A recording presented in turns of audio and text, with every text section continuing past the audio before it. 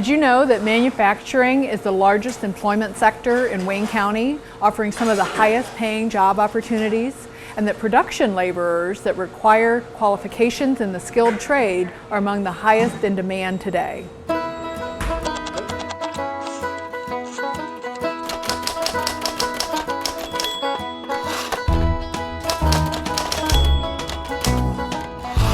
Randi, hello. Hey, how have you been? Good. It's good to see you. Can I join you? Of course. Today, Orrville Works is talking with Randi Massie, the welder at the Will Burt Company in Orrville, Ohio. So tell me about how your day has been. It's been really good. I'm over at Will Burt right now, just getting kind of busy and stuff with the work there right now. Things have been going pretty well.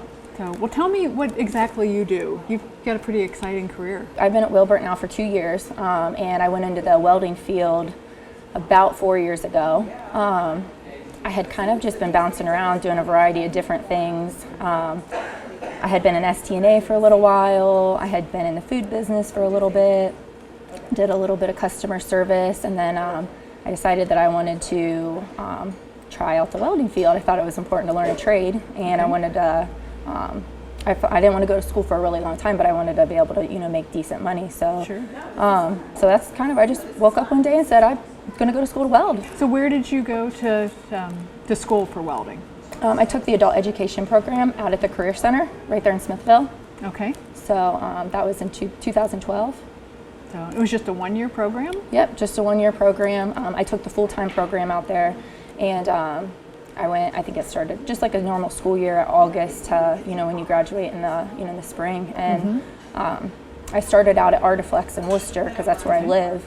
And then the Will Burt Company, I got a really good, opportunity and offer there. So I started employment there about 2 years ago. So I hear that Will Burt has kind of a unique opportunity where the employees are the owners of the company. Yeah. We're very blessed in that aspect because a lot of companies don't offer that. So it's an employee-owned company, and we have an ESOP, which basically means after you've been there for X amount of time, you start acquiring shares in the company. So I think it overall creates a really good work atmosphere that way because you're accountable. If the company doesn't make money, then you don't. So it makes everybody I think everybody works together a lot better, sure. And they want to do their part because that's how we all make money. Because you own the company, right? Exactly. It's not just about our pay. It's not just about our weekly paycheck. It's about there's a bigger picture to it. So what a great way to invest your skills and your talents. Yeah. So you're a woman, and there aren't a lot of women that are in welding fields. So tell me a little bit about that. And I get that a lot. Usually, the faces I get when when I tell them that I'm a welder. There aren't a lot of women in welding. I mean, there are some of us, but typically, people don't really look at it as being a woman's trade. They kind of label it as, a man's thing. But honestly, I didn't know anything about welding when I didn't even know how to run a grinder. I didn't know anything when I decided to go to school. But really, I think it's more artistic. So if you're a woman, and you're into that. We're more coordinated, so women tend to pick it up pretty quickly, especially there's different kinds of welding, especially TIG welding, which is very tedious, and there's a lot of coordination that's involved in it, and some of the best TIG welders are women. Well, now that I know a little bit more about your career path, why does Orrville work for you? Well, like I said, it was just a huge opportunity to me. I live in Worcester, and I had a job in Worcester. And when I found out about Will Burt and stuff, and I knew that they were hiring, and even though it was in Orrville, I couldn't beat that opportunity. Like I said, now I'm an employee. I'm an employee owner. I own Sure. portion of the company. We have fabulous benefits there, and the environment's really good, especially, like I said, because it's employee owned. So you're not working all the time. Right. What do you do when you're not working? What are some of the things that you enjoy? Well, I'm very busy. I have my daughter, so I'm busy with her and stuff, and I'm very active in my church. I've been working on some new ministry stuff there. Basically, that consumes that, and spending time with my family. That consumes pretty much all of my time. So how old is your daughter? She's 8. 8 years old. Yeah.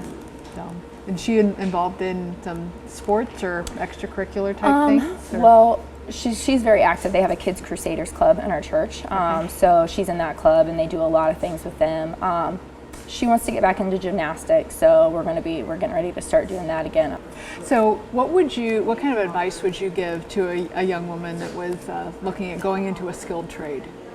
I would say, don't be intimidated. You know, sometimes I think that can be kind of intimidating. You think, oh, you know, I don't know anything about this. Am I going to get in over my head? You know, but I'm a firm believer that if you have determination and you have a willingness to learn, that you can do anything.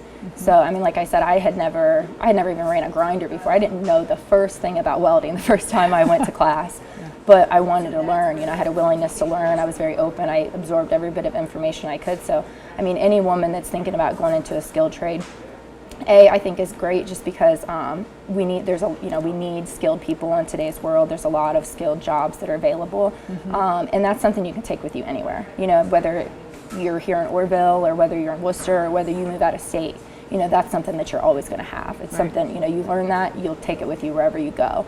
So I'd just say go for it. What is something that you have made or created with welding that you're really proud of? Well, okay, so I mean, obviously I love the work that I do at my job, but I actually do welded art on the side. Okay.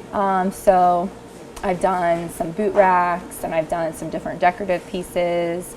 I've done some coat racks, and just done like a variety of different little welded art pieces and stuff that I really enjoy, and I'm usually pretty proud of when I finish them. You do those just for yourself personally, or for? No, actually, I just recently purchased my own welder.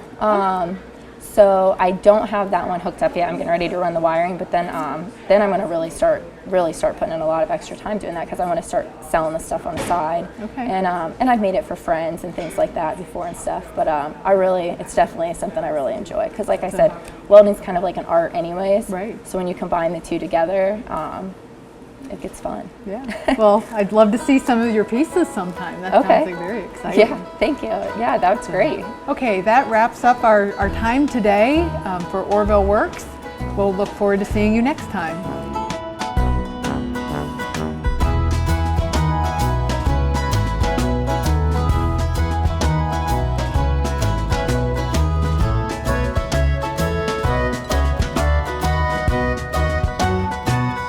My name is Randy, and Orrville works for me because it gave me the opportunity to utilize my skills in welding with a great company.